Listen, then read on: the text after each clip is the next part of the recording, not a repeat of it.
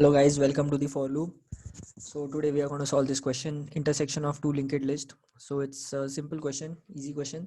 So what we need to find is C1. So we need to return the pointer to C1, right? So how are we going to solve this? So let us look at the procedure. So what we do is first we have these two. First we have these two current pointers, current and current 2, let's say, which is nothing but pointers pointing to these, right? Then we find the length of the list. So we find the length of this list, we get 6, right? So how we find it? While current exists, current should be current dot next L1 plus plus.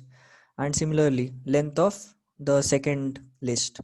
So the length of second list is nothing but 1 2 3 4 5 5, right? Then we find the difference between the length, which is nothing but 1, right?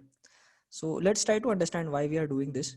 So then later we have, let's say, 2 pointers C1 and C2, and then somehow we try to now we look at the largest list. So this one is the largest list. Then we'll traverse C1 until it comes here.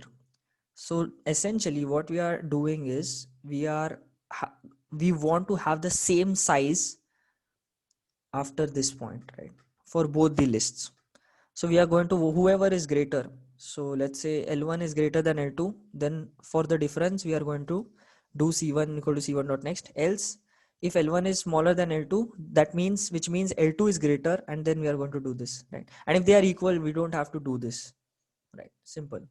And then once we are on the same level, what we do is we just traverse until we find C1, and if we don't find C1, then we return null. So once we are in the same level, if until we don't find equal numbers, we traverse, right? And if we find pointers are pointing to equal elements, we will just return C1. That's it. And if we don't find them, we'll return null, because in that case both these pointers will go to null. So that's it. So thank you so much. If you like the content, please consider like and subscribing. Thank you. See you in the next video. Goodbye.